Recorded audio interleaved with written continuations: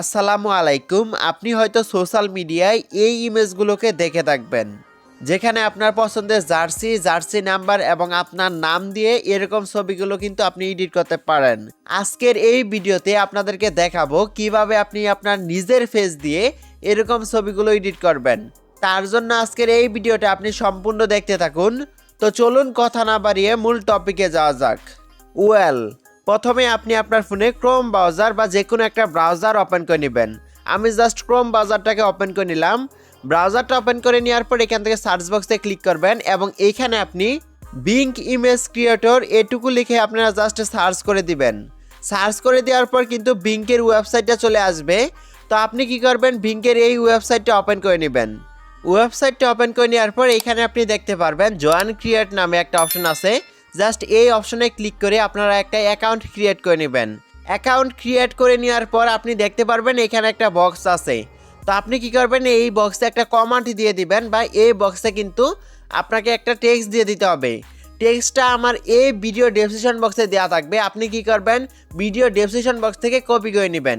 Copy করে নেওয়ার পর এখানে এনে আপনারা পেস্ট করে দিবেন।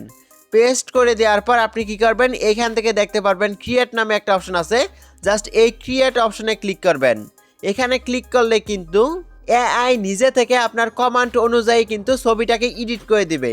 আমি জাস্ট এই ছবিটাকে ওপেন করে নিলাম এবং এইখান থেকে আমরা ছবিটাকে ডাউনলোড করব।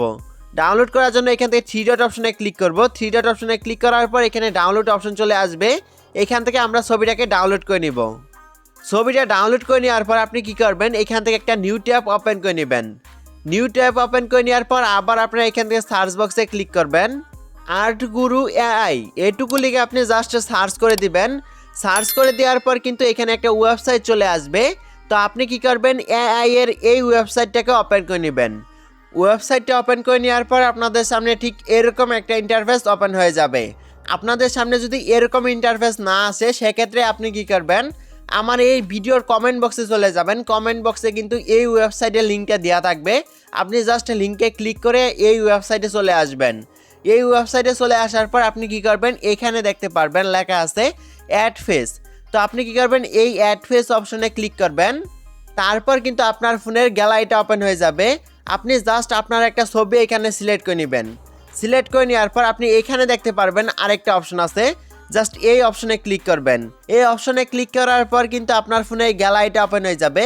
এইখান থেকে আপনারা যেই ছবিটাকে এডিট করেছেন ওই ছবিটা এখান থেকে সিলেক্ট করে নেবেন। সিলেক্ট করে নেওয়ার পর এখান থেকে উপরে ডান অপশনে ক্লিক করবেন। ডান অপশনে ক্লিক করলে কিন্তু এখানে ওই ছবিটা অ্যাড হয়ে যাবে। ছবিটা অ্যাড হয়ে যাওয়ার পর আপনি কি করবেন, এখান থেকে ওই ছবিটাকে সিলেক্ট করে নেবেন। সিলেক্ট করে নেওয়ার পর এখানে কিন্তু সিলেক্ট হয়ে যাবে। তো তারপর আপনি এখান থেকে দেখতে পারবেন জেনারেট নামে একটা অপশন আছে। জাস্ট এই জেনারেট অপশনে ক্লিক করবেন। জেনারেট অপশনে ক্লিক করলে কিন্তু একটু লোডিং হবে, তারপর কিন্তু আপনার ছবিটাকে এডিট করে দিবে। দেখতেই পাচ্ছেন আমাদের ছবিটা কিন্তু এখানে এডিট হয়ে গেছে।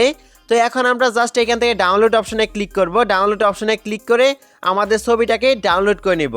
দেখেন এই ছবিটা কিন্তু আগে এমন ছিল, আমার নিজের ফেসটা বসানোর পর কিন্তু ছবিটা এমন হয়ে গেছে। আপনিও কিন্তু এভাবে এক ক্লিক করে কিন্তু আপনার নিজের ফেস সহ এরকম একটা ছবি এডিট করতে পারবেন। এই ছিল আজকের এই ভিডিওটা। যদি ভালো লাগে তাহলে অবশ্যই একটা লাইক দিয়ে দিবেন। ভিডিওটা কেমন লাগছে সেটা কমেন্ট বক্সে অবশ্যই জানিয়ে দিবেন।